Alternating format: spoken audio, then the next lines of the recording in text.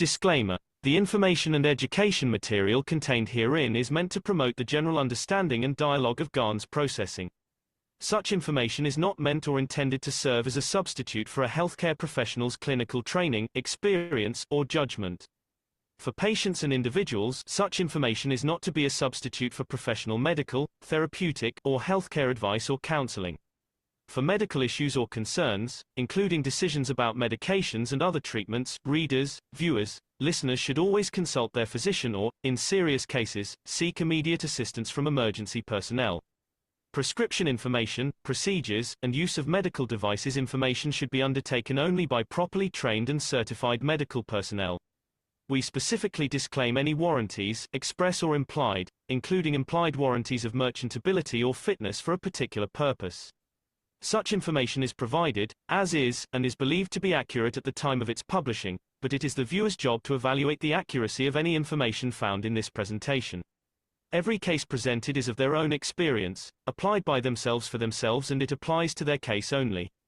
Every person experiencing health problems should seek professional medical advice and consult their course of treatment with a doctor. The processes of plasma balancing described herein are a natural process which supports the body but does not replace medical advice or therapies one is already subject to.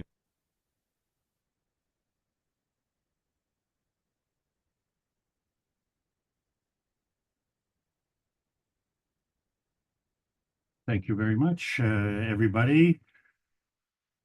Mark, could you just please confirm audio video is working? Working.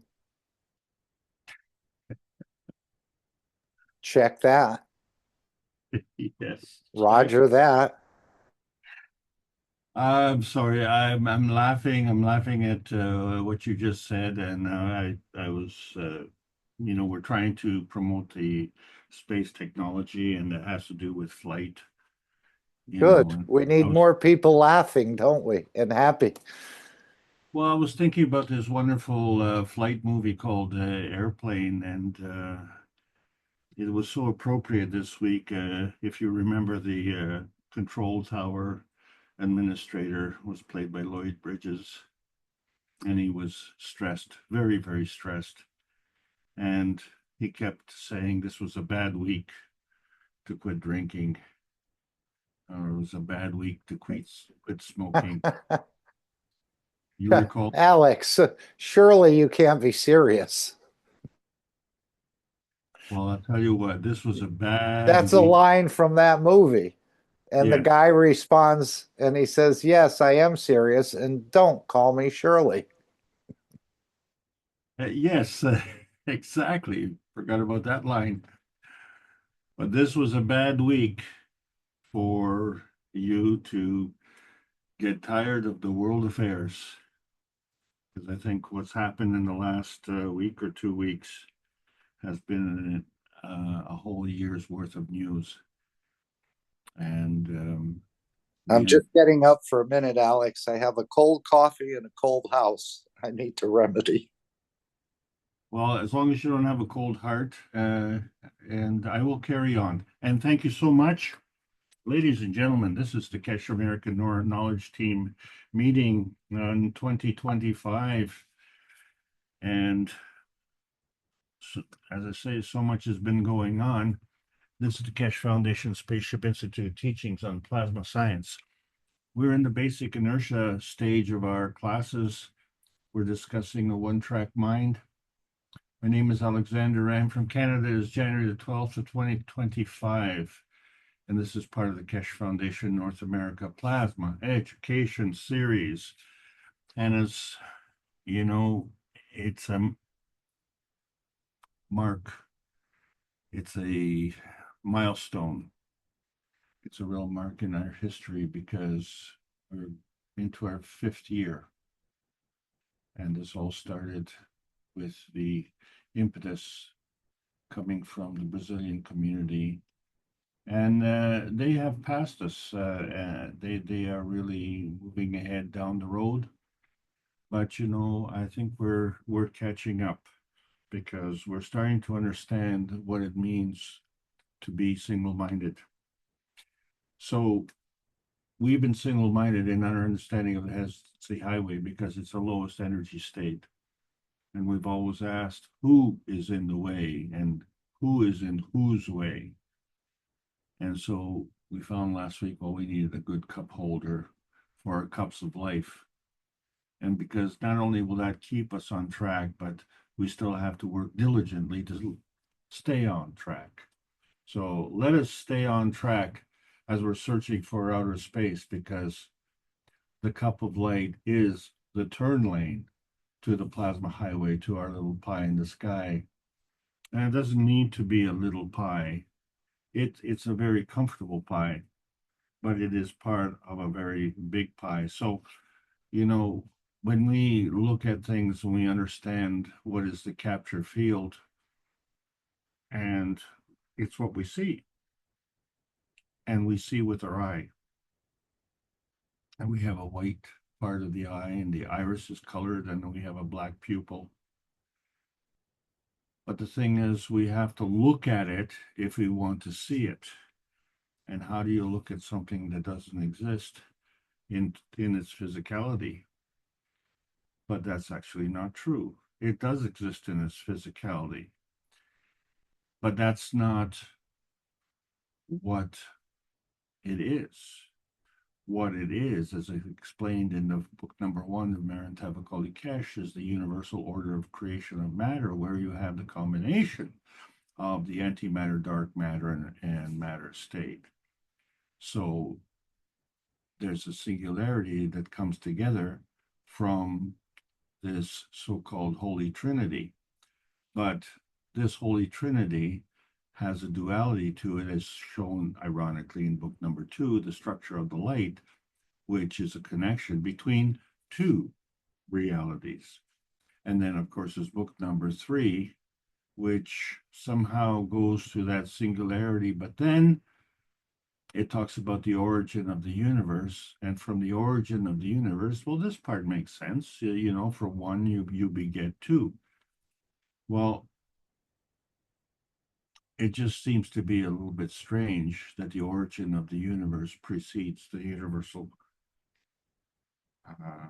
conversion of matter. And this is one of the things that we have to understand.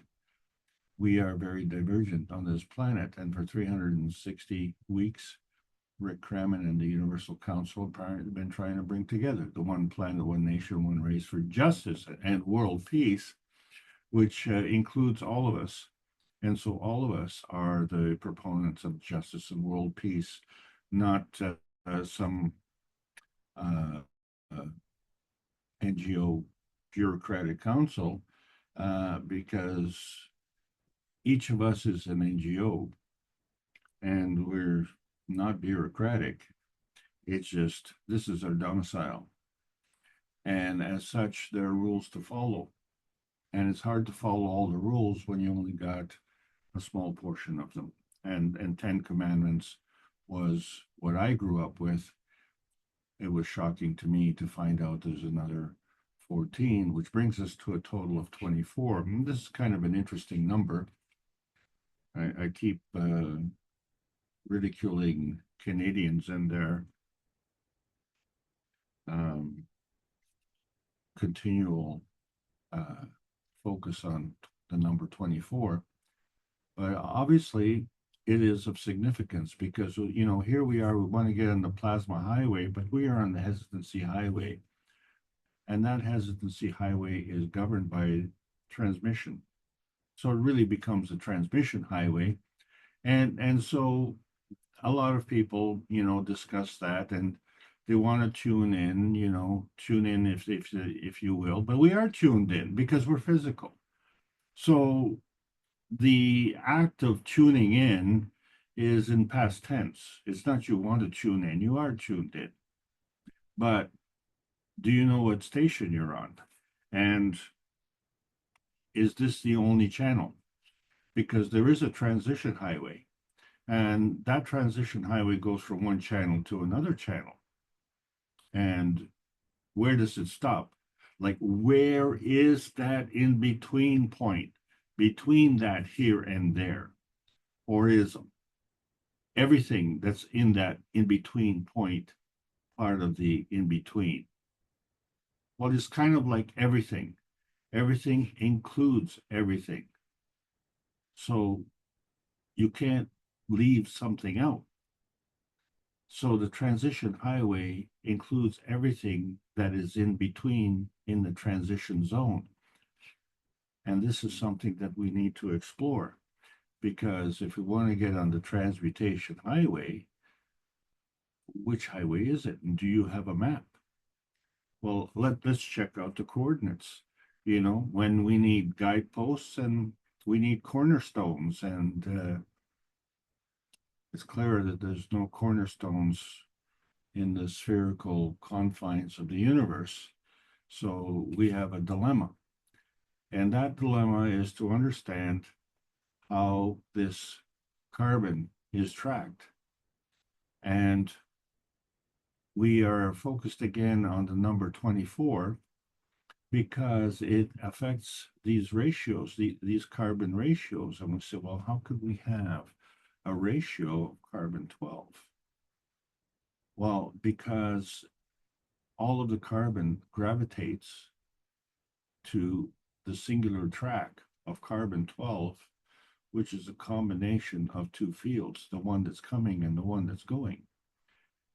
And we didn't say which one is one, but there is one on coming and going, and there's another one that's coming and going. And it's a two-way street. But when we look at these ratios, the interesting thing, of course, is that we can see that the ratio in the lowest energy state is 1:1, but in the highest energy state is 2:1. And yet the number on each track is 24. And that includes the intermediate track with carbon-14 and carbon-12, and that too is carbon-24. But the ratio is 1.4:1, which is kind of a strange number. And I guess the question then is at what point is that the correct ratio? Because there's clearly a gradient between 1 and 2. And as we found from the pH tables, the gradient from 1 to 2 is a gradient of order of magnitude. And so to interpret the pH tables, we have to understand what it is that's going on here. So as we go from, let's say, one transmission dimension, that transmission dimension, as I said, 1 is actually a combination of the X, Y, and Z axis of the dimensions of transmission. And then we look at gravity, which is the dimension of transmutation, but includes 3 dimensions of the X, Y, and Z axis. And so the transition dimension is the connection between that. But that transition dimension is a combination coming from the transmission dimension. And so you have the X, Y, and Z axis coming together of 3 dimensions coming together with the transmission dimension, which becomes your inertia, your singularity. But then that singularity transmutes. So there's a transition again to the transmutation section. So that singular field of inertia then breaks up into the 3 dimensions of the transition dimension of the X, Y, and Z axis, and then gravitates to the transmutation dimension. And so there we have the direction and the manifestation of the duality going from transmission to transmutation, taking into account the transition. And so that's the medium. And we are the message. Except that we're only looking at half the picture because there's a second path. And that is every step of the way in reverse, from the transmutation back to the transmission. And as we said, this is part of the basic classes with respect to inertia and trying to understand how we get this one track inertia going here. Because what we find in terms of the plasma relationship, we talk about the difference between mass and weight. So the mass is a plasmatic measurement, and that is constant. But the weight can change. We all know that. Sometimes we put on weight and sometimes we take off weight. And we don't all weigh the same. But we have all these components, and all these components have a mass. But once they get into our transmission state, the lowest energy state, which is the physicality, then things can change. And so this affects our manifestation, and our manifestation comes from the alkalineness of the universe, which means that this is not the only place, because all universes have the same inertia. However, the universe is different in the unicos. And so that's a subject for another day. So the point is, we're trying to track these dimensions. And as we said, we have these three dimensions, but they all come from the one dimension. So what is the difference? And the difference is the energy levels. So the transmission dimension is the lowest energy level, and the transmutation being the highest. And then, of course, if we understand the nuclear decay, we now have to include the ray tracks, because this is the release of the PM ticks. And so the one neutron splits up into the electron-proton marriage called the atom and releases the PM ticks. So actually now you have the one track splitting off into three tracks. But not only. So there is something that is affecting the susceptibility, and that's the surface to volume ratio. So it hasn't been very accurate or definitive, because when pi is involved, that's our little pi, 3.14 and a bit and a bit and a bit and a bit. And how many bits does it keep going? And so we just round it off because we're the observer fudgers. And we can do that because we're not part of these three dimensions. We're looking at these three dimensions. And so we are the message. And what we're looking at is the medium, where you have the one feeding dimension and the other feeding dimension, but, you know, they're not necessarily the same in terms of being identical, but they are conceptually 1 plus 1, and then we get more than 2 because, you see, we still have the 1 and the 1. And I guess that's where you can have your pie and eat it. You can give it and you can still eat it. And that becomes part of the feeding dimension. And so then, of course, once you've eaten the pie, then you give the feedback to it. And that's your 3 feedback dimensions, because we still have these feeding dimensions. But as you notice, we're not walking around with feedbacks. We have dinner, and then we have a gap in between the next meal. And yet we can keep going. So the way that we grab this energy from the feeding changes. And so the whole purpose of grabbing this energy is to have this energy, but if the way that we grab this energy is different, then we simply cannot transfer that energy at the same energy state. And so we have the conservation of MAGRAV energy transfer states.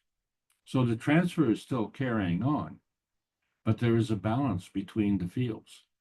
And so, as an example, we have a balance in the atomic state or the nanostate or the GAN state. And these are all physical states, but they have conceptually higher energies by order of magnitude. And we know clearly from the cups of life that we can dabble in all three states. And we don't even have to leave this planet. We can do that in the confines of our kitchen. So what we've come to is understanding that there is a plasma junction on this train station where we have the transition matter transition and the transfer state dimensions. But as we said, that is one transfer. And then there's another transfer to go from the transfer state to another transition matter transition. So we're literally coming together at the plasma junction where we have one track, but then we have a chance to go to another track. And can we tell the difference? Or is that just a continuation? And so this has to change our thinking. We have to understand how the universe is created. So it exists from energy. And, you know, we always have a charge on this energy, but that is not whether or not there is energy, if it's positive or negative. That's the direction of motion, because energy is always positive and energy is always in motion. So the charge is very important because we need to know the direction of the motion. And so if there's motion, that means things are working in combination. And when we say that everything exists from energy, and then everything that's in combination includes all the things in the universe in combination. But all the things in the universe with respect to our one-track mind revolves around the universal order of the creation of matters. And so we have these three matters, matter, state, dark matter, and antimatter, coming together to create this matter state. And then we have this reference to other matter states. And then we can move from one to the other. And we didn't specify which energy state. And we didn't say if it was plasmatic or if it was physical. But one of the key differences, of course, is the plasma rule, where the higher strength feeds the weaker strength, which is in stark contrast to our social norms, not being very social, where the higher strength eats the weaker strength. But, you know, this becomes a point of conflict. But can it become a binding zone? And in that process, can something else happen? So what's happened to us is this convergence of forces becomes a point of conflict because we have a track switch failure. And so can we introduce a conflict resolution? And can we do that at the point of containment? So this becomes a very important point because energy binding is an important point. It's our point. It's our self-serving point. But we get that energy from the universe. So why do we, as we say within our social norms, want to do this at the expense of others? And when we do it at the expense of others, then the others, of course, are now depleted of energy, which they need for their self-serving energy binding requirements. And then what do? Do they send good energy after bad? And they come and hunt you down and want to kill you? But one of the commandments is thou shalt not kill. So, you know, how come that's a commandment, but there's an exception? During wartime, killing is legal, which is who wrote that commandment? So I mean, there's a corollary to the commandment, isn't there? Just like the NAFTA agreement between Canada, US, and Mexico, there are corollaries, exceptions. So thou shalt not kill except in wartime when the leaders decide it's appropriate. And as long as it's not our children, but your children. And why is it that the hand that caresses one child is okay with killing another child? And everyone is someone's child, and it doesn't matter the age, does it? Isn't it strange to hear, say, a 70-year-old mother talking about her 40-year-old child? So yes, they are adults, but we have to understand this relationship junction that we're coming to. So our balance is called the MAGRAV, which is the magnetical gravitational balance. But when we look at the scientific community, there's a balance between the conservation of magnetic fields and the conservation of energy. But then there's another spiritual scientific community, and they're looking at the balance between the awake state and the dream state and the spirit and the soul. And so there's a divergence here. And so the plasma science imparts a convergence by adding to the knowledge. And the only question that we have is at what range of change? And the rate of change can change. It all depends on how we go through this relationship junction. So we can do it very quickly because with the cups of life, we have been able to manufacture them in our homes within 24 hours from the point of concept to the point of production, because it's a reflection of our inner space, core space. And that inner space has an emotional strength. And we think of strength in terms of physicality. So yes, this emotional strength can affect our physical strength. And that's the same thing that happens when we have the nanocoding process of the monatomic science. So when we have multiple atoms coming together and we create the monatomic, is the monatomic the one track of the physical state? Well, interestingly enough, that when we create the GANs, we go from the monatomic to the molecular, which means we're bringing in two fields. And that is a manifestation of the GANs radiance. And so we see in the cups of life that we could create carbon dioxide GANs, which is desperately needed in California, and then the calcium carbonate and zinc and copper GANs. And then, of course, there's this funny amino acid GANs, and there's a water GANs as well. And we call it H2O, but it really doesn't add up. And then we have what we call a gold GANs, and we can see in the periodic table of elements that the gold and the copper are in the same row. And what's the difference? Well, the only thing that we care about is the plasma feeding, because what we want is what we want, and what we want is to feed me. Feed me, feed me, feed me, feed me, because it's all about me, isn't it?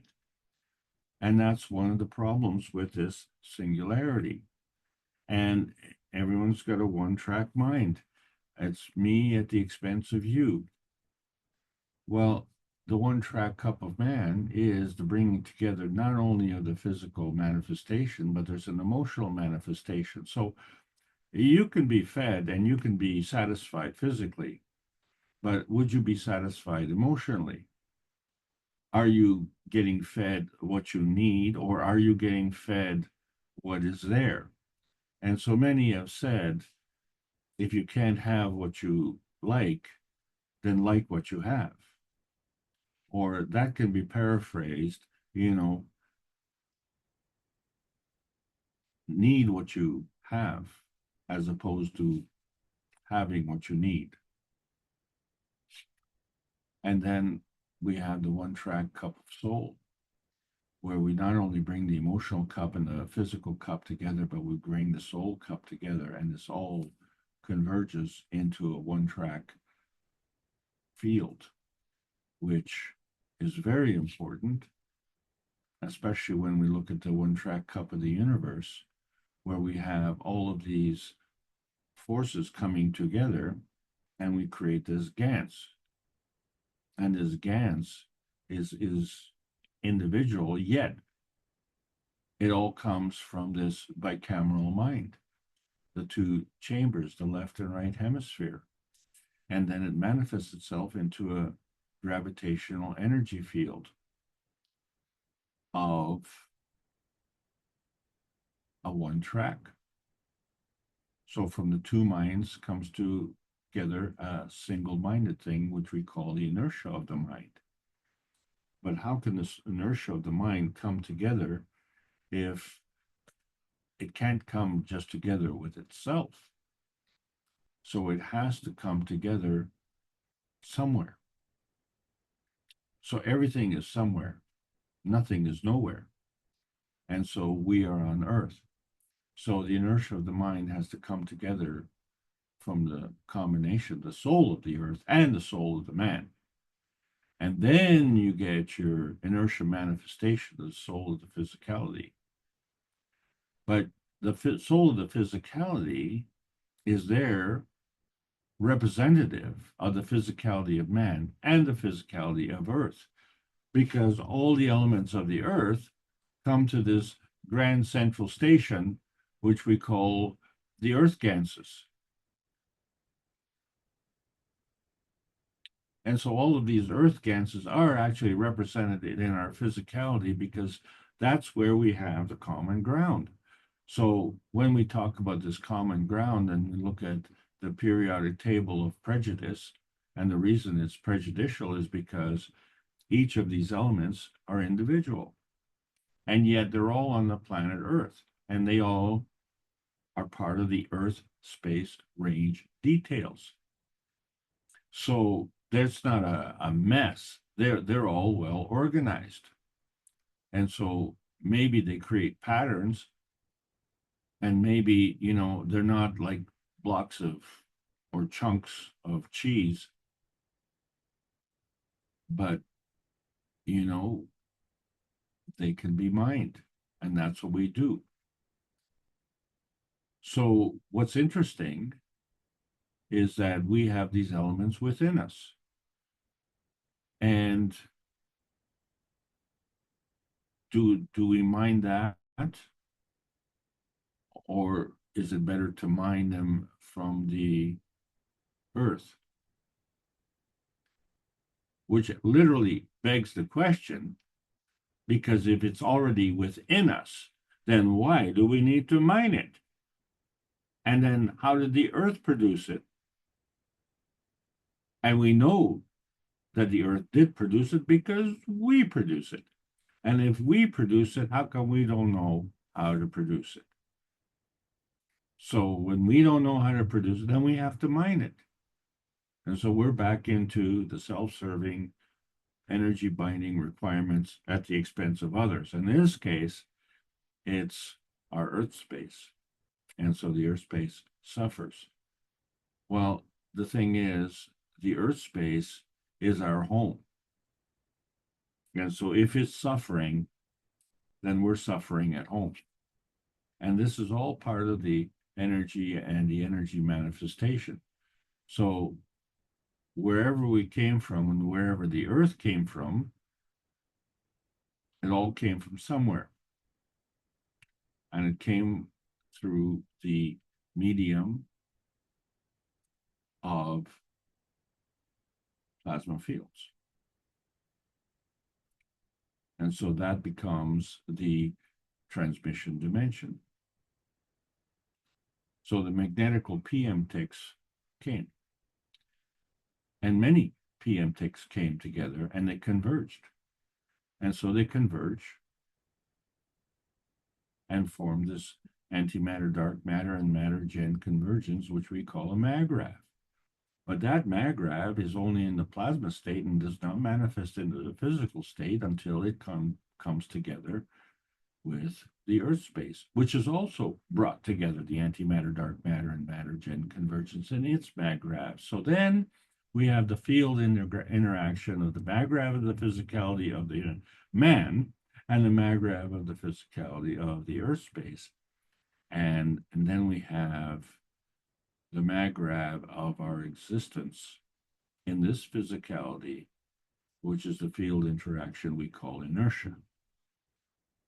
And so what that means is that we have an inertia field in the manifestation of our physicality, but we also have an inertia field that created the MAGRAVs in the first place. So there's an inertia of the plasma fields. But it's the coming together of the inertia of the plasma fields which create the inertia of the physical manifestation field. And so our one-track mind, looking at our physical matter exclusively, is kind of missing the whole picture. And so in order to understand our physicality, we have to understand that there is a connection with the plasma reality. It's just that in the physical reality, we can touch it and see it, but in the plasma reality, we can't touch it or can't see it.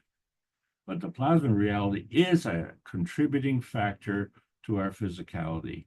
And so therefore, it becomes part of our matter plasma dimensions. And so our one-track mind is the domination of the feedback mind.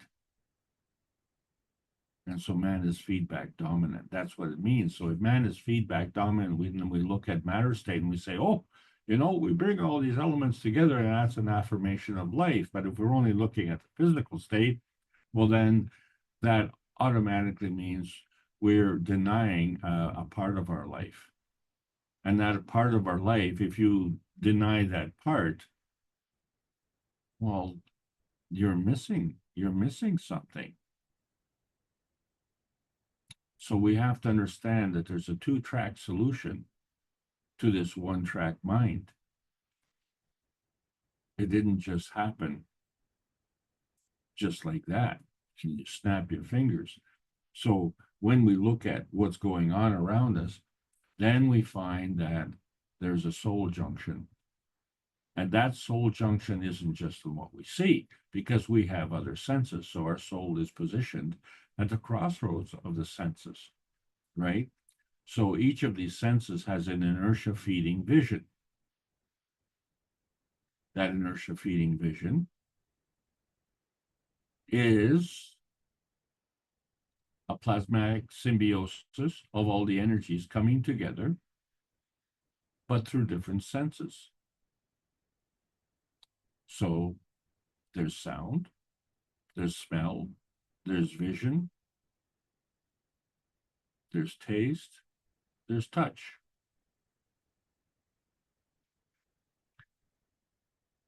So the soul junction is the plasmatic reality, and the manifestation becomes the physical reality.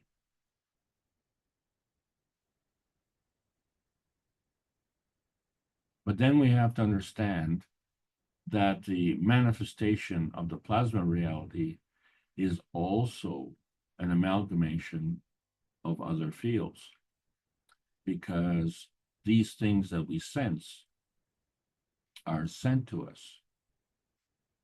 So they would be sent from another MAGRAV field. So our interpretation of what we capture at the soul junction is a MAGRAV field. But what we have captured are the emissions from another MAGRAV field. And so if we are interpreting our physical reality, then our physical reality is the merging of all the tracks that are coming to us, whether they be in sound, sight, or mind, or taste. So there are two tracks for sure merging together to create this one track mind. And so that represents the tracks and their curvature and their density, because the one track mind has to be more dense than the two track mind because it's emerging of the two tracks. And so it's very convenient in our physicality to deal with the singularity. So, but what we find in order to maintain a balance of that one track mind, and we implement a gyroscope, we find that we cannot maintain that balance. And so we try to do this with two tracks, right? Because we want to compensate. We want to compensate for that one track train wreck. But what if instead of two tracks, we make a double gyroscope? Now we have one track gravitational stability. And so when we look at the gravitational conformation, we have to understand that it's a convergence of the magnetic fields that are emitted from the sun, the earth, and the universe. And they come together and they create a fingerprint, which we call the emission spectrum, and it's in color, and we can see it, and it's unique.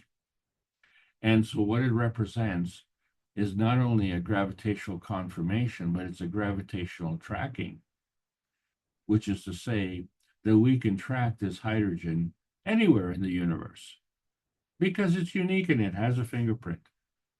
And so does the oxygen. It follows the same rules. But what's the difference between the oxygen and the hydrogen is that it has a gravitational tracking very specific to the Earth. And what is interesting, as we see, that in terms of the range or the gradient between the oxygen and the hydrogen, it's about as far as it can get within 1 pH.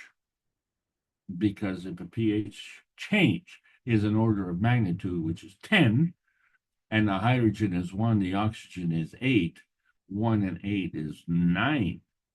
So if there was to go to one more, then it wouldn't stay within that pH. It would literally go to the next pH. And so that pH of 1 would then become a pH of 2. And then within that, you have the range of the oxygen and the hydrogen, which is at the maximum range. So what that means also is that there is a range and a gradient in between the two extremes. And wherever you are, well, there you are. And so when we see the plasma star and how it's configured with the 3 rotating fields in the base and the 4th rotating field in the to create the physical star, well, now we've created a plasma star. And that plasma star is a one-track plasma field, which is the amalgamation of all the energies coming together and converging into one field.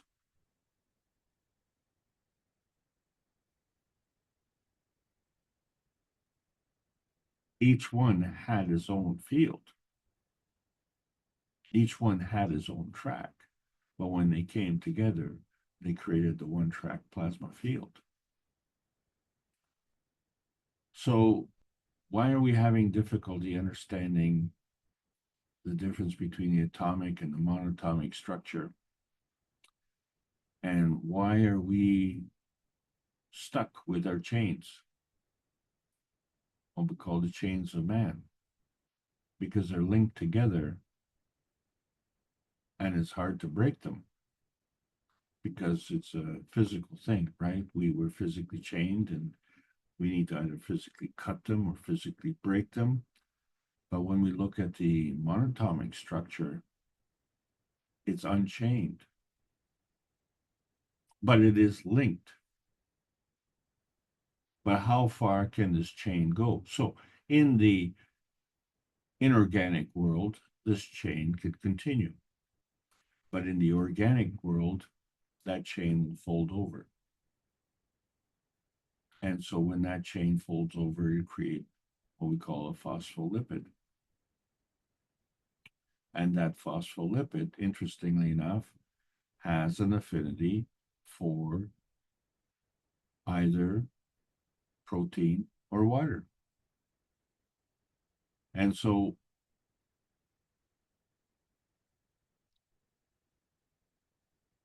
the manifestation of the protein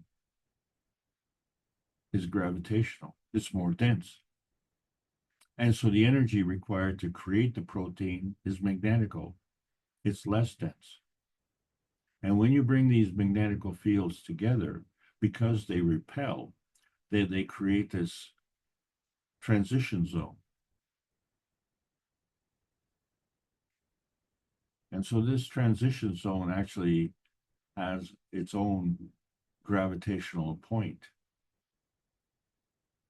So we have from the inside to the transition zone, we have the creation of a singular track. But that track has to split up, and then we have another track that takes us to the outside. Well, this is good if we're getting rid of the waste from the inside. But if we're wanting to bring in the nutrition from the outside, well, then the opposite is true. The outside has to go through a transition and has to converge and get into that transition track. But then that has to diverge and get into the inside. And then it has to converge there. And so the creation of the phospholipids creates this duality and facilitates this double tracking. And when the phospholipids go around, and it creates the cell boundary. And so we see that the interior of the cells is gravitational, and the exterior is magnetical, and it is so coordinated. And it has to be that way because the phospholipid creation is linear, but the cell boundary is curved. And in that process, a strange thing occurs. The heads of the phospholipids, and let's remember that the heads are hydrophilic. It's the tails that are hydrophobic. So the heads are hydrophilic, which means there's water on the outside of the cell and there's water on the inside of the cell. Water on the inside of the cell, how did it get inside the cell? Because I don't see a door. And the thing is that these heads have a charge. So how is it possible that the heads on the outside would have a negative charge and they all have the same charge because they're magnetical, but like charges repel? Well, what's going on the inside? Because we have like charges on the inside.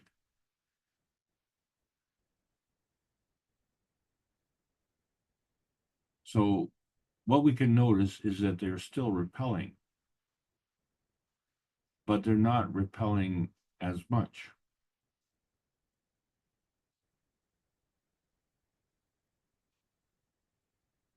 So the rules of repulsion remain the same with respect to the cell boundary.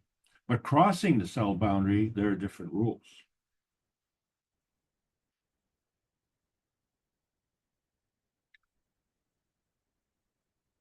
So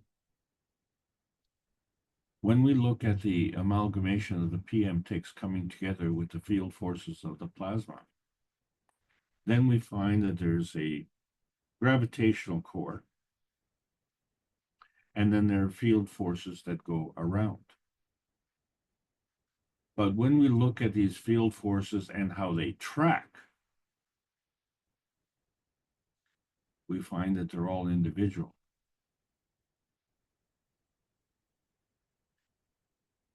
when we look at a train and how it tracks, is all the cars of the train are linked together. But when we look at the plasma chain, they are not linked together,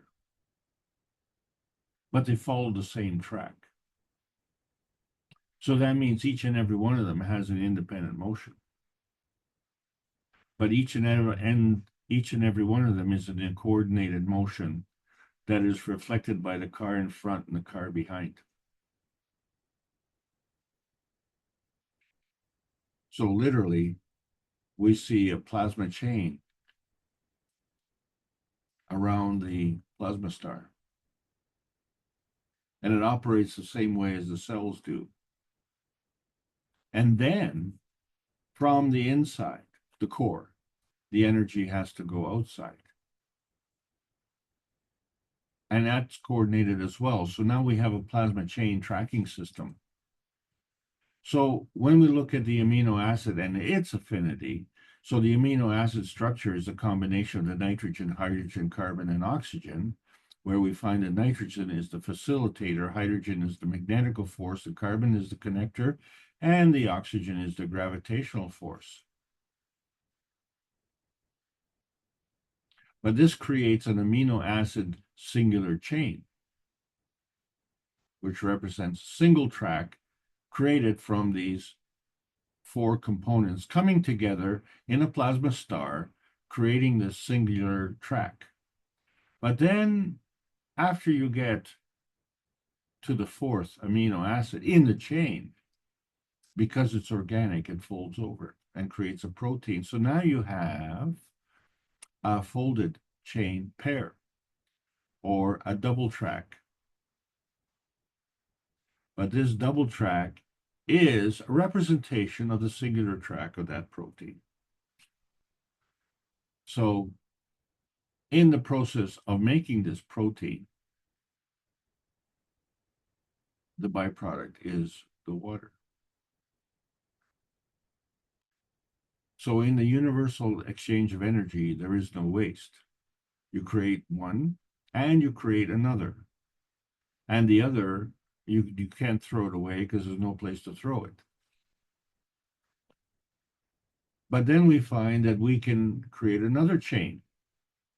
And again, this is a kind of a strange chain because it's not linked the way we see a conventional chain, but it's a carbon link. And what maintains its linear strength is the balance between the hydrogens. So when we look at the alpha-linolenic acid, we see this chain.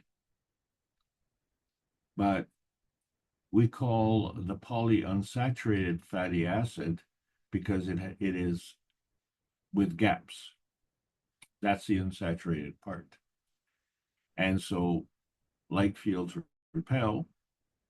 And since on both sides you have the same field, so therefore the one with the more hydrogens will repel more, causing a bending. And in that process of the bending, then we create, based on surface to volume ratios, a higher surface to volume ratio, which becomes a negative charge on the outside and a positive charge on the inside. And that means it's more dense. In fact, that means it's more alkaline because essential acids are, interestingly enough, slightly alkaline. So right then and there, we have a little bit of confusion, don't we? We don't call it an essential alkaline, we call it an essential acid. But this is part of what we call the omega-3, 6, and 9. And what the 3, 6, and 9 represents the bend point. And each of them is a unique bend point, but each of them is a similar bend point. And they come together and literally they create a plasma train. And as they come together, this is a funny train because it goes around a bend. So this amino acid actually forms an amino star, where you have 3 hydrogens, but you have 1 triple oxygen. And then why do you say a triple oxygen as opposed to 3 oxygens? Because whether it's positive or whether it's negative, like charges repel. How can the oxygen, which is created from the bending of the amino acid, maintain its charge when another bend comes into play? And we know that the oxygen is more dense and therefore is a higher energy. So actually the bend should be the opposite way, shouldn't it? However, if these fields overlap and create one field,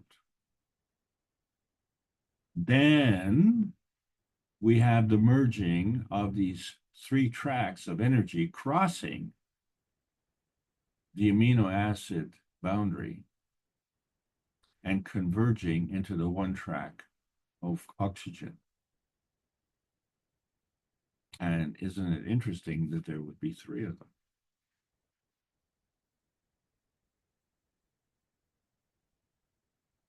So this bending and this changing of the pH and everything is not a linear relationship, but the left side is equal to the right side. And so there is a twinity.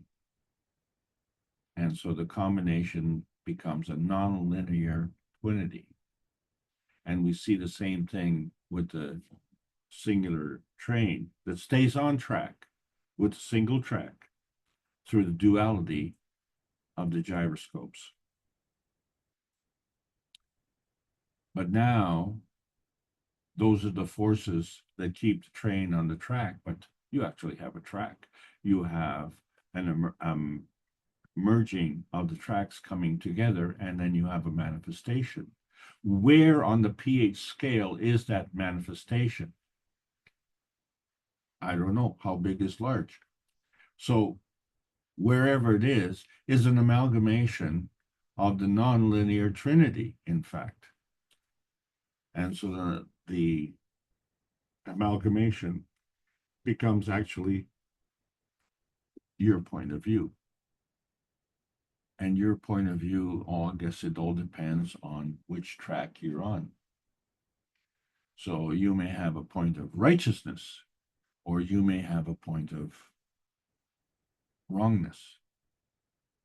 You might have a point of mightiness. But I think I would prefer a point of correctness.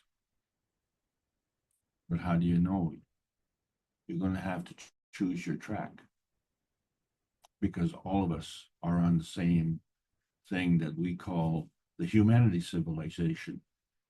And this civilization follows the Earth space track around the sun. And so we're all individual, and we all come in different colors and different flavors, but we're all part of the same thing. And so wouldn't it stand to reason that we should all have a one-track mind? Well, do we? Or did we? And the truth is, of course, we did, because we were all born.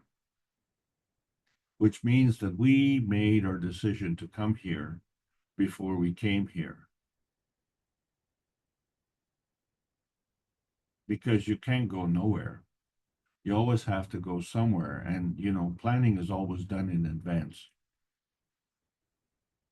You know, you don't do it the other way around. But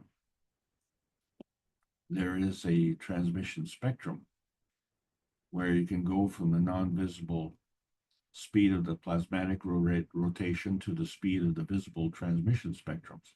We know that. That's called susceptibility. So there's a susceptibility range between the surface superficiality, which we call physicality, and in the internal substance, plasma, substrate. And where exactly is it? Well, when we look at the electromagnetic spectrum, what we see is a point of containment of the plasmatic interaction of the gravitational and magnetical fields.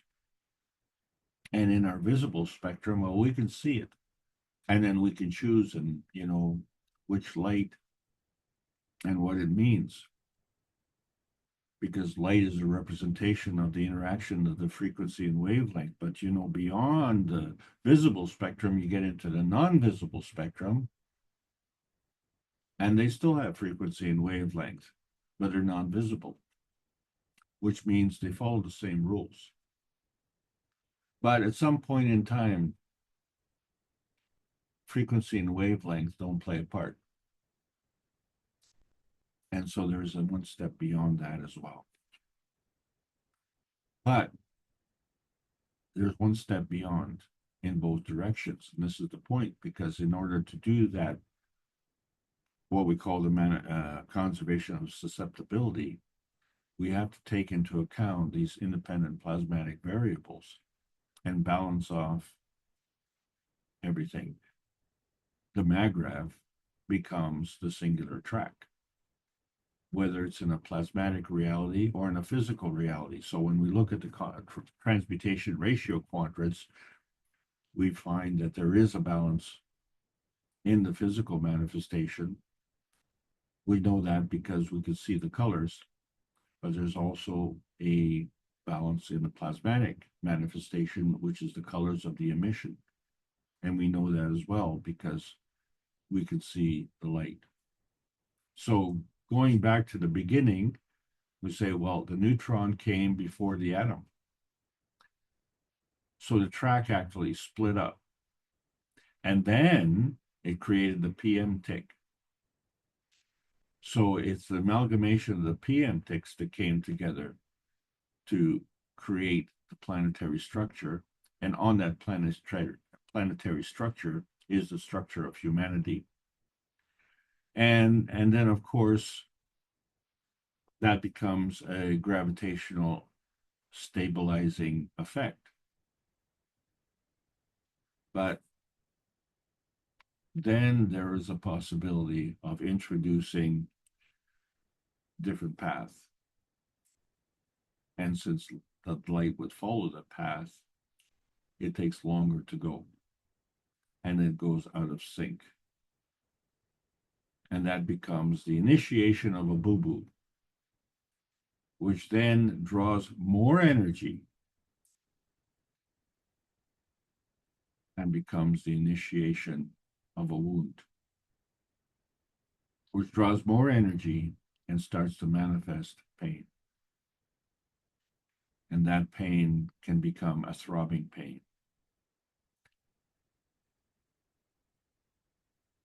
That pain is at the heart of the problem.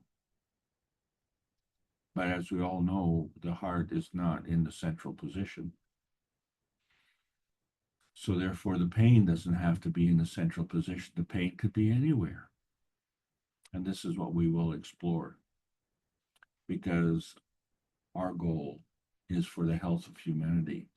And we have to have this one-track mind, because our Earth-space transmutation state is the amalgamation of all these dimensions coming together. And so we have to understand that there's two fields that come together and create the one field. And we have to be strong. And as we look into our past, we were told how it would be fashionable to go to some self-serving things like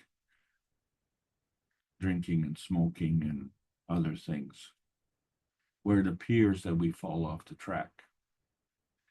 But the falling off the track is to say, well, let's get off the beaten path, okay? Let's be the old gold man. You've got 100 people going in one direction, and you can go in the other direction because you're the old gold man. Well, if we want to manifest a paradigm shift, we have to think like the old gold man, where we have to have the strength and the courage, where 100 people gravitate to the track of wrongness and deviate from the track of correctness. And so that responsibility falls on our shoulders. So we have to understand that the outer space transmutation state depends on this correctness. It cannot happen otherwise. In other words, we can, play in the atomic and the monatomic and the polyatomic fields, and we can even play in the plasma fields. But if we intend to go one step beyond, then we have to change the way we feed ourselves. And then we have to understand that it's a two-way street. So we have to break the barriers on the other side as well. And when we break those barriers, then we can say, well, we can play within our field, our earth space, where we can manifest the ganses of gold, and then we can manifest the gold itself, because we're in the post-Sanya conference era. And so now we can make our path choices. And so they become a representation of the pathling of susceptibility, which is a representation of our emission of attention and our emission of retention. In other words, give what you want and keep what you need. And so the amalgamation of these two is the track that you follow, is the interacting track to create the emission of intention. And so now we're able to go beyond the convergence of forces of sight, sound, smell, taste, beyond the ultrasound, which is already beyond the X-ray, and make the connection. And we can see the soul of the man, and we can see the interaction of the soul of the man, all of them coming together, which is a representation not only of the feedback, but the feeding. And the feedback and the feeding are part of the message. And the manifestation is the result of the transmission tuning transition. The transmission is always there. But are you tuned in? And so we have to understand you can select one force, which is magnetical and balanced by the force selection of another gravitational force. And so that results in the maggrav manifestation. This selection manifestation is predetermined by choosing the peace dome of intention. And the reason we say that is because in the emission of intention, the effects are extending to the standard folding deviation. In the plasma, in the true plasma, it leaves no room for war, because the transmutation only manifests in balance with the peace dome. Those are the rules of the universe. So our perception, where we see the knowledge and wisdom, they can give us deeper insight. Yes, certainly, and our experience will change our perspective. But all that does is it allows us to reflect on life. And so our aspects of understanding our history can be changed through this reflection, to understand that maybe we weren't just tuning in properly to the emission. Maybe we didn't have the skills to be more artistic, or the skills to be well organized. Or how about the skills of cooperation? We became satisfied with the hodgepodge and discord and betrayal. And we felt, oh, weren't we clever?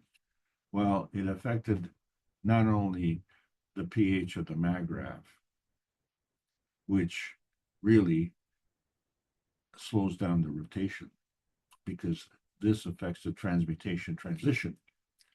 But if we understand that this affects our blue planet, and what we have to understand is that our planet is neutral on the pH of 7.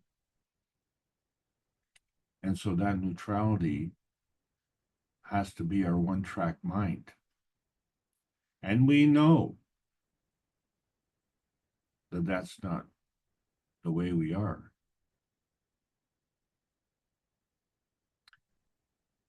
Because we're seen as the blue planet. That's the color that we emit.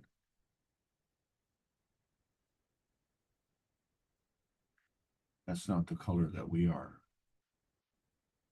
What we are is every color.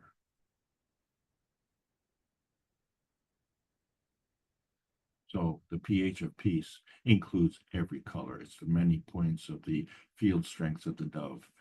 And so we are practicing that in the transmutation tests in 2024, started in November, extending to 2025 in January, coming up shortly, where we can partake in the nutrition and wellness training of the transmutation sessions.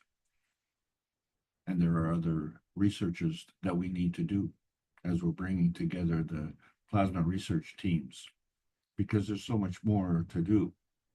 We have to get off this track and get on the transmutation track, where the range transition transcends the inertia field of the transmutation dimensions.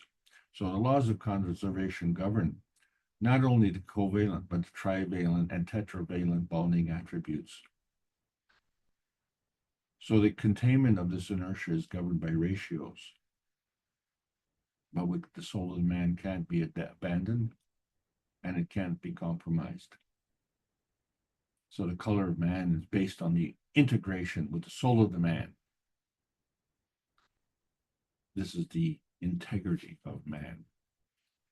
So all aboard the sky train.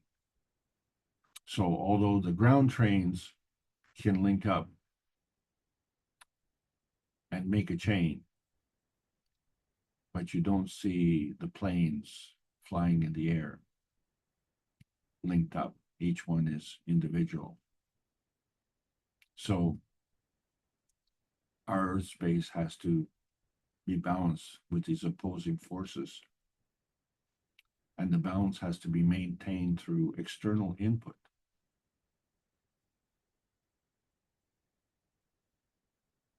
So to eliminate that dependence, we have to have this single-minded teamwork to understand that this balance and strength comes from within. So this forms a nonlinear unity where we bring together all the carbon forces and manifest whatever we want to manifest.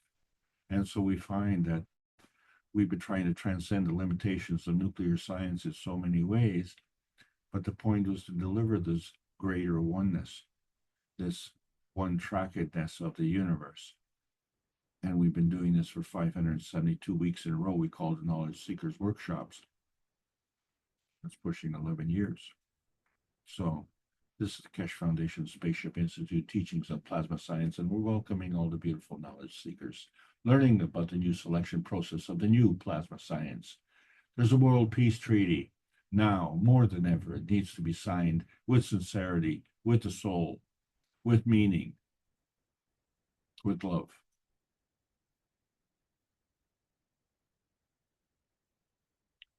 Members of our family are suffering needlessly. And so man is the reactor of a three-dimensional transcendent inertia. There are no straight lines through this field transmutation. Man can go into outer space, but not without a peace stone. And the inertia of the present is governed by the dimensions of history. So how do we impart the transition of energy states of inertia? Literally, It's all aboard this one-track outer space train to the physical transmission dimensions that the plasma science shows and therefore needs to be delivered daily via the Peace Dome in exchange for peace on Earth. So welcome to the new outer space age. And it's about time. Thank you very much. I hope you all enjoy the trip.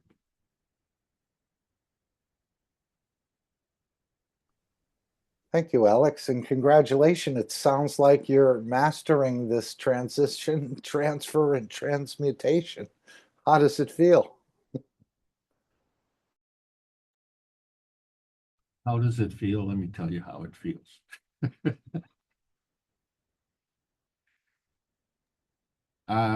Let's put it this way. Before I joined the Keshe Foundation, I had no idea where the soul was, because every time that the professional soccer players scored a goal, they would point to the heavens and say, thank you. And I always felt sorry for the goaltender. Who would he point to and say, thank you very much for letting me down? So today we're going to look after the heart because we're a little bit busy.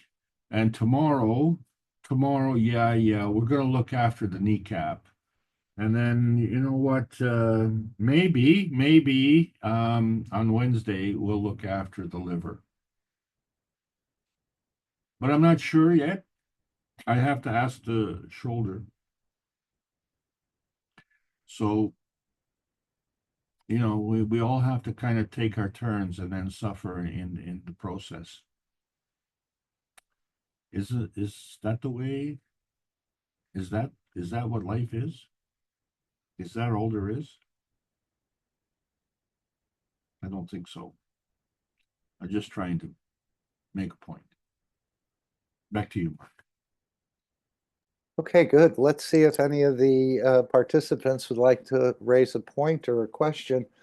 Before we go there, you know, he said about the nitrogen being connected, and I know you heard that, to the power, to the greed, and to the hunger.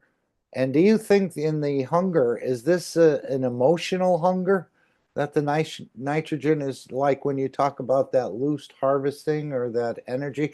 Are they hungry for that, or is it just a physical hunger that he's referring to that nitrogen is connected to? It sounds like it's connected to not some great things.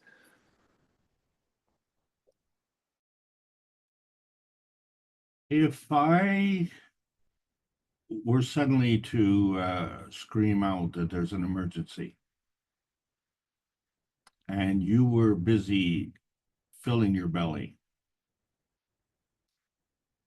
two things would happen. One, I think you'd be seriously annoyed that you were being interrupted with your glorious meal. But number two, you'd have to react first and ask questions later. Because if that alarm happens to be a fire alarm, you may not have time to swallow that food. You say, oh, I just want another bite. You know, you may not even be able to swallow what you're chewing. You may just have to spit it out and run. And what causes you to do that?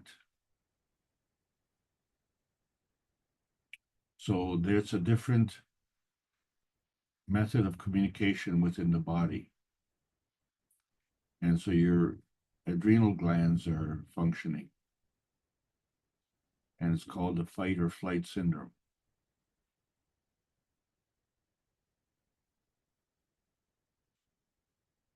It increases your heartbeat. So it obviously affects your emotion. And that emotion translates into, hello, legs, get me out of here. And you run. And there was a time when I was walking down the tracks And I heard the train whistle, and it seemed so far away until the train came around the corner of the rock cut. And when I seen the train, and you're a little guy and you're standing and looking at a train coming at you, well, the trains are pretty big, but when they're coming at you, at 80 kilometers an hour, they are really big, and they're getting bigger very fast. I am very certain that I broke the world high jump record. I don't know how I did it. I wouldn't get anywhere near it today. I wouldn't have gotten anywhere near it the next day. But at that moment in time, I jumped so high that when I needed to come back down, I couldn't believe how far I had jumped. I'll tell you what, when the adrenaline starts flowing and you get the surge of energy, it really changes your physicality. So you cannot isolate the emotion and the physicality. That's why you cannot segregate the cups of man.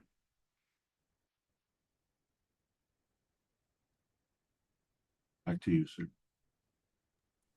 Yeah, but again, do you think this hunger is connected to an emotional need for that sort of energy of taking it from others in a way? What you call that loose harvesting. I'm thinking it's a hunger in the physicality, plus it's a hunger in the that sort of emotion of needing to take energy in the wrong way for others. Do you think the detachment from nitrogen will solve that in the hunger, in the physical state, as well as in the emotional state of needing to take from others, what you've always referred to as loose harvesting? Well, loose harvesting is the appropriate name for stealing energy from others. But when we look at the Krebs cycle and the way that energy is processed, well, we find that in the production of adenosine triphosphate, which is the currency of life, the energy of life in our bodies, we find that there is a transition that goes from the aerobic to the anaerobic. And so the intermediate state, which is not very well understood, we're just looking at the results, which of course is either aerobic, which means it has oxygen, or it's anaerobic, which is depleted of oxygen, but the transfer of energy still remains. It's just a question of how efficient is the energy transactions. And that efficiency has to go through a transition state. So we find that the nitrogen plays a very key role in that transition state. And we haven't really understood it very well. Hasn't been, generally speaking, explained. And when you look at science and what it's doing right now, it is sending, science seekers into the Amazon jungle or the African jungles to find that elusive cure for cancer, that one special plant that could save humanity and the scourge of cancer on this planet. We can't do it, but there's a plant out there or something that can do it for us. And we invest so heavily in looking for that tiny elusive thing. And yet, the way I was taught is that the nitrogen comprises 79% of the atmosphere. And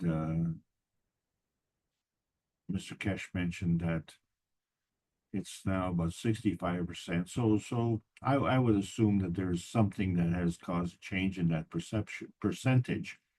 But the fact of the matter is that still it's a large percentage. So we are ignoring the largest component on this planet. And so if that is integral to our survival on this planet, then we should not only be appreciative, but we should delve further in understanding how it works. And when we look at how everything else works, like with the amino acids, we understand that there's a physical manifestation and there's a plasmatic manifestation. Well, that would be true of nitrogen as well. And if we understand this duality, then we can understand how the inertia field is formed in the plasmatic manifestation and likewise in the physical manifestation. And then we say, well, wait a second, those are two separate tracks. And they come together in the physical manifestation, which we see as and have acknowledged in our scientific community as the only track that matters. It is the only thing, the only point of view. And we find that we're missing most of the picture. So that's really where we're at, and where we're trying to say, well, this is what is a factor and that is discounted. Well, how do we discount 65% of our atmosphere and think that that's acceptable? Back to you, Mark. Yeah, it does seem like if we can learn to detach you're going to solve a lot of problems, at least in greed and power, which is what a lot of people are, in a way, driven to. And then this hunger. And I think it's for, again, attention, like attention deficit disorder, or hunger in the physicality. I've never considered it. I don't know if you have, about the role this nitrogen plays without our even ever considering or being aware of it. So this will create a better individual, or balance some emotions that need to be balanced. Where, as we know, greed never is satisfied. It always wants more. So by detaching from that, and people can't get over that. So detaching from the nitrogen may be a huge solution for people with certain aspirations of power and greed and recognition, perhaps, as well as this hunger in the physical state for food, and then hunger to take from the others emotionally. Again, another way of lording over people, where you make them feel small so you can feel big. Well, since we've polluted this planet, of course, we become all more acidic. So therefore, it is minimizing the efficiency in the production of the aerobic Krebs cycle. Okay, so there has to be a supplementation. So the one feeds the other. So the lack of efficiency requires a supplementation. And so the supplementation then comes by stealing from others, which causes a lack of efficiency, and the cycle continues. This becomes an acquired taste. And so we use the dimensions of history to maintain the inertia of the present. Okay, so we need to have the courage to break that paradigm. And it's hard to break that paradigm until you understand the rules of the game. And so there are rules of the universe and there are rules of the planet. And the planet understands the rules, but we seem to add what we call a version of man-made rules, which doesn't necessarily align with the planet. And that is, I think, where we have the biggest problem. And it is preventing us from going into outer space. And in fact, we've never been in outer space, because you cannot go into outer space. The plasma fields will not work until we resolve this issue. And we cannot detach from this planet because of that issue. So we weren't attached before we came here, and then when we came here, we became attached to it. So is that one of the weaknesses of the planet, where we look at the breakdown of the nitrogen? If we lessen its density it becomes carbon. If we increase its density, it becomes oxygen. So it's the go-between. And since the nitrogen is odd, it's a 7 on the periodic table of elements. So that means it's asymmetric. And the oxygen and the carbon are even, which means they're symmetric. So it is the nitrogen's affinity to change its energy state.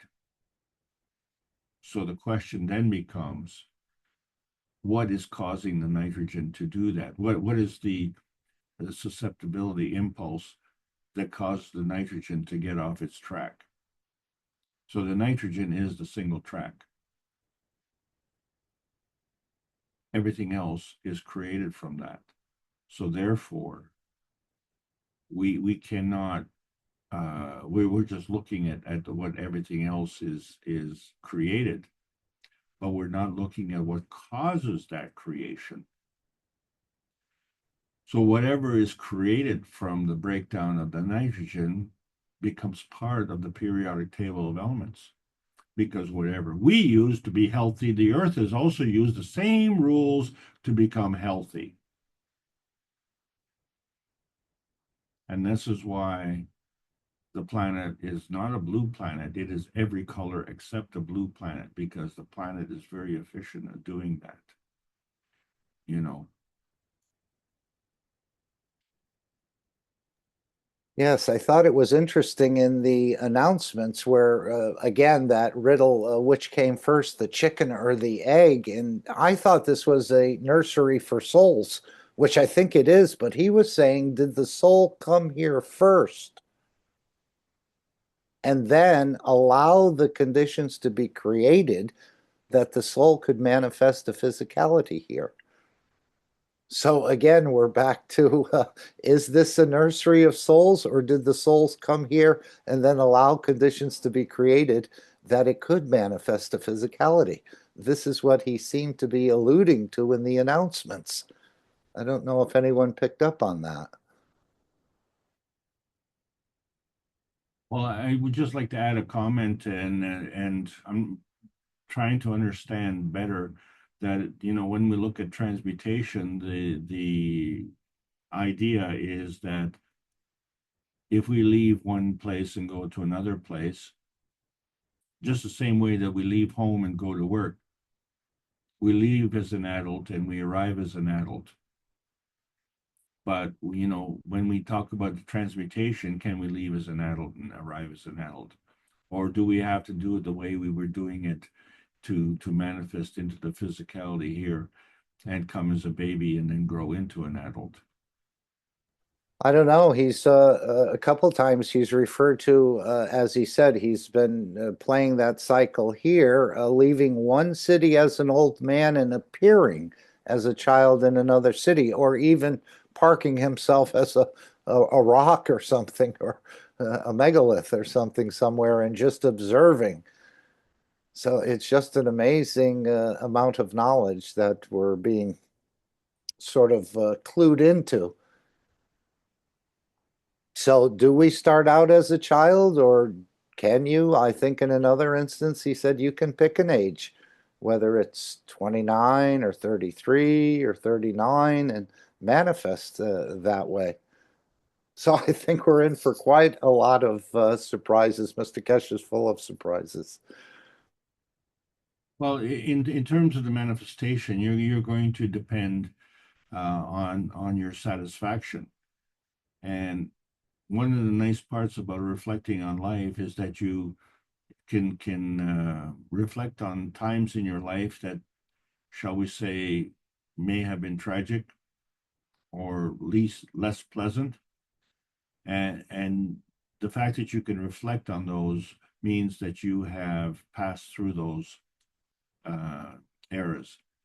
And then not errors, but eras. Well, you know, maybe it is both. Okay. Maybe it was errors. Maybe that was a a proper slip of the tongue there. Yeah. But the point being is that it's not the history that the matter here. It's the interpretation of the history. So you say, oh, that was a really bad time in my life, and I should carry this baggage along with me, and grudge, that's associated with that. But if we understand that that is what brought us to this position, then that would have been maybe the most wonderful thing that could have happened, and saying, well, I wish I didn't have to go through that trauma, but maybe that's what it took for me to break that paradigm shift, because I'm saying, well, I don't want to go through that trauma, and I didn't want to change. So what are you going to do? You're either going to not change, or you've given up on the graceful change. So you're going to have to go through the very ungraceful change of trauma.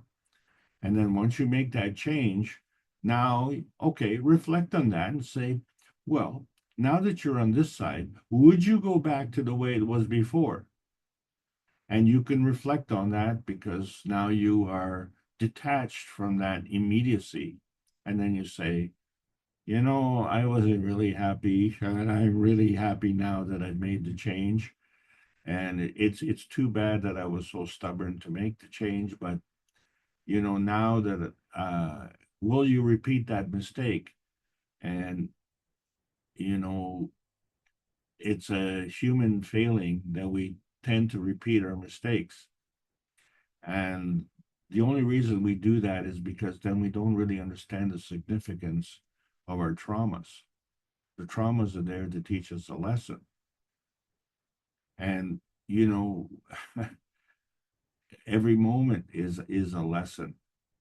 And you have to say, just a moment, the trauma we have on this planet is as a result of greed. I want something, someone else has it. I don't have it, I want it. But that's not where the problem stems from. It stems from those who have it and they want more. That's greed. Why would you want more of something that you already have? Because greed never is satisfied. It always wants more. And this is the thing. This is the thing we have to ask ourselves all the time. Is what we're wanting more of the same? And what difference is it going to make? And so, if really, if a beggar on the not a beggar on the street, let's say someone has to pay the rent, and they need the money to pay the rent, then let's say, for instance, $1,000 may be like a gold mine. But if you own a gold mine and someone says, hey, I'll just give you $1,000. What? Are you a cheapskate? What is that? That's an insult. I don't need your stinking $1,000. And then you become ignorant, you become arrogant, and you say, well, I am, above that. Well, are you above that? Or are you just failing to understand the value of that $1,000? So if that money was given to you, you had an opportunity to get that money, and you don't know what to do with it, then, you don't deserve to get that money. But that's the reason you got the money, is to give you an opportunity to learn. And so we're given, all of us are given that opportunity each and every day, multiple times. And it puts a burden on us. We have to learn more than what we want to learn. Because the moment we say, well, this is what I want to learn, then we put a boundary. And, the plasma science has no limitations. And if we can understand that particular lesson, then we can say, okay, today is the next day, is the first day of the next life, or the rest of the life. And is what's going on today, based on history. Well, their history, when we call experience gives us insight. But if history represents carrying forward a pitifulness, then that's not insight, that's a burden. And if that burden for a lot of people is a comfort blanket because they draw pity. And it's nice to draw pity because that gives you energy. That's a form of loosh harvesting, which is a form of abuse. And too many of us play into that.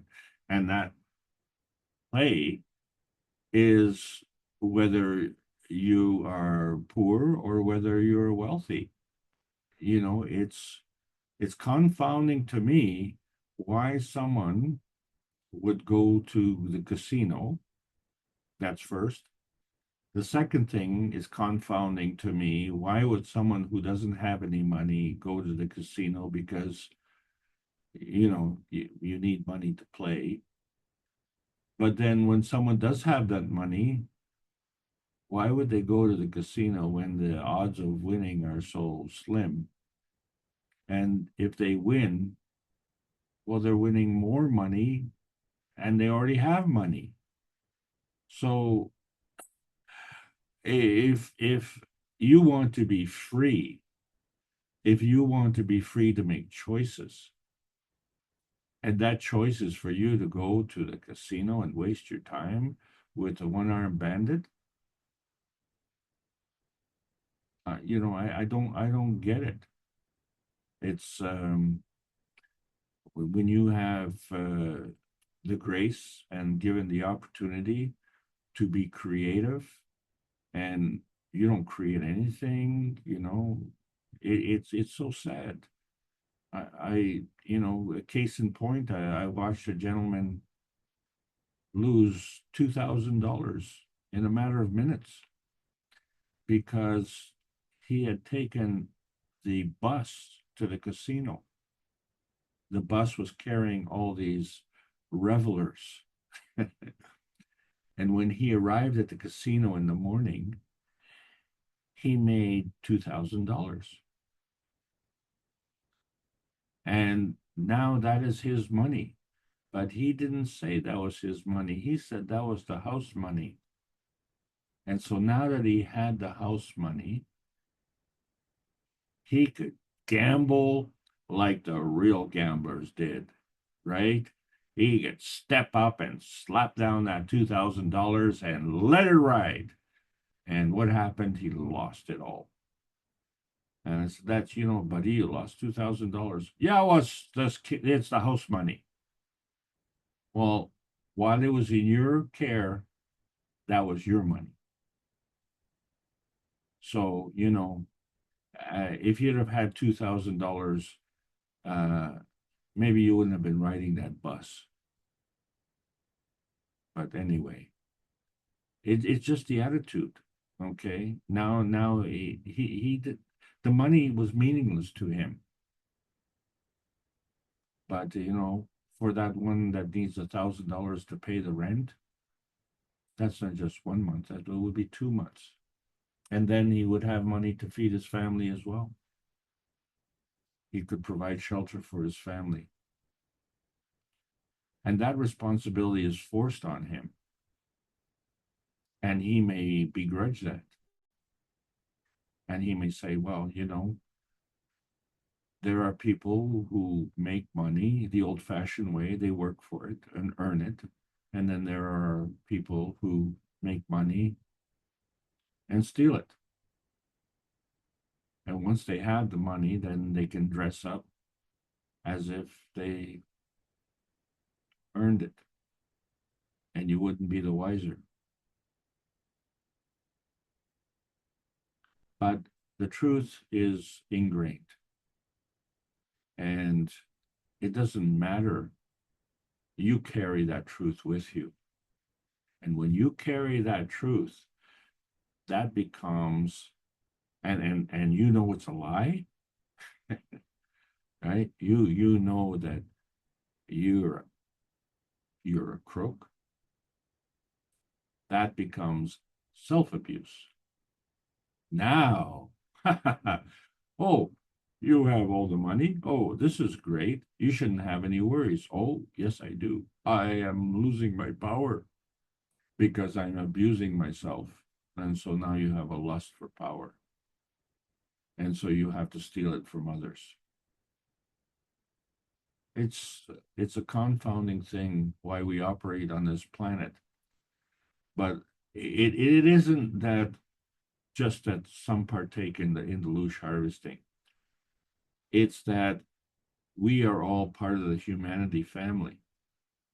And until we recognize that we are all part of the same family and that we shouldn't be fighting amongst ourselves, but we should all be working together with a one-track mind to be peaceful and prosperous, the way the earth has been working in a one-track mind to be bountiful.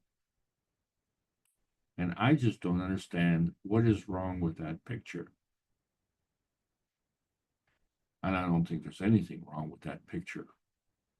And that's been my problem. And especially, you know, when I quit smoking, the problem I had was that I enjoyed smoking. But I didn't enjoy, it wasn't the money, it was who was receiving the money. And so my personal enjoyment, in my opinion, was funding the avarice and the failings of someone else who was actually causing misery, not only to me, but the rest of the planet. And they're still doing it today. So my quitting smoking was merely a drop in the bucket. If we can create a change in the plasmatic energy that is revolving around this planet, we can do this paradigm shift at many orders of magnitude. And that's what's going on right now. But it's been a process. It's been a really, really long process. And then when we, shall we say, arrive at that conclusion, when we arrive at that climactic point, then what happens afterwards? And the French call it a denouement, anticlimactic. And you say, oh, well, that's it then. And then you cross that watershed and you go into a decline. And this is the thing that Mr. Kesh was referring to. We may succeed in doing this, but it may only last for a generation or two. We need to make this durable. And the only way that you can make it durable is if you change the rules. And the universe is playing by the best rules, because everywhere you look in the universe is creation, and it's bountiful and it's peaceful. So it's not that we're not playing by the rules. It's that we don't understand what the rules are. Because if we choose not to play by the rules and we make up our own rules, then that becomes self-abuse. And abuse of others or self-abuse is loosh harvesting one way or the other. And it is drawing energy from the lowest energy state. And that's what keeps us on the hesitancy highway. Back to you, Mark. Thank you so much. Okay. Just to remind everyone, there's a monthly testimonial meeting tomorrow, 8 p.m. If you have something you'd like to share, please join us. 8 p.m. CET in the public Zoom room. I put it in the chat. All welcome to attend and share a monthly recurring meeting. So if you've benefited or you'd like to share something, or just to be there, to be present, please join us at that time. I know we're always looking for more, and I think as this process continues, the testimonial meeting will be overfilled with testimonials or people who want to share what has happened to them or what they've noticed or what they're experiencing. So anyone else want to make any comments or ask a question, perhaps? Or share some insight. Alex, would you like to tackle that? I pulled up in the transcript the part about the acidity and the alkaline in relation to the lumps in the cancer.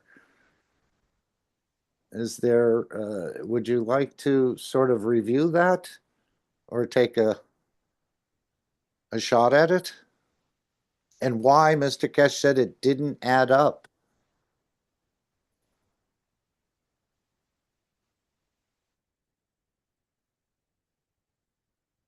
The binding field is a Magrav condition. And when I'm not preaching to you that I know the answer. What I'm offering is a concept, and I'll say, okay, well, when we create a binding energy, and that becomes a point of illness.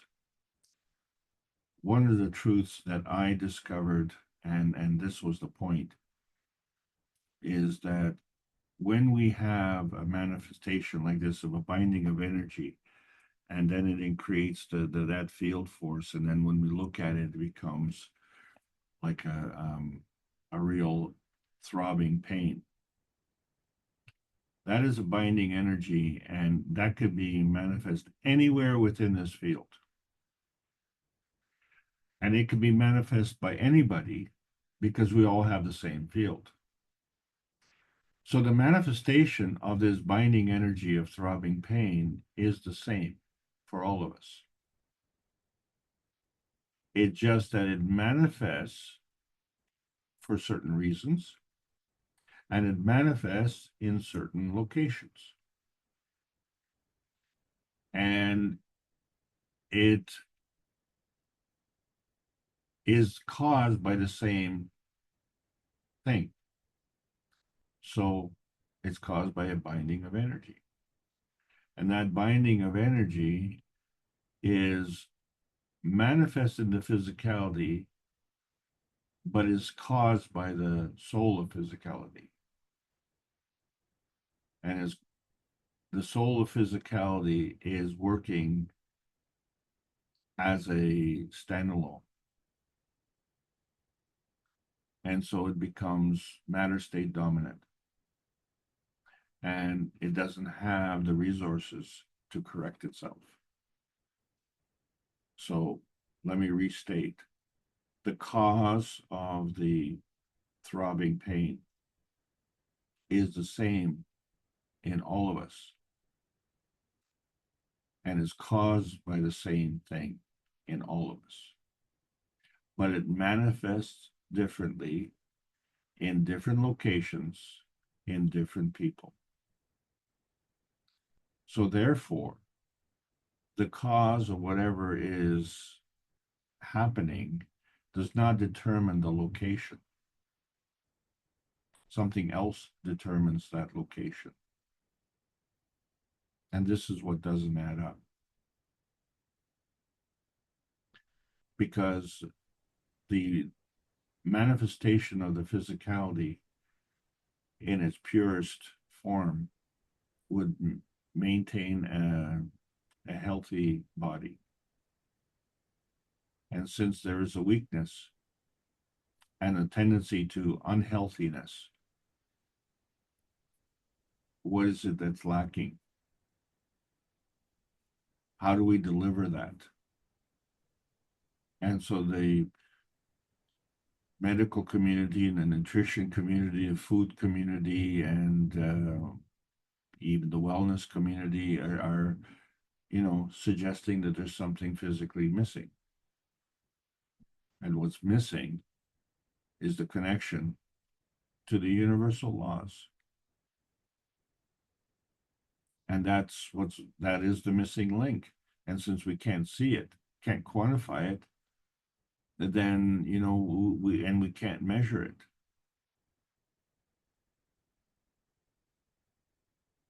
So the laws of conservation don't balance.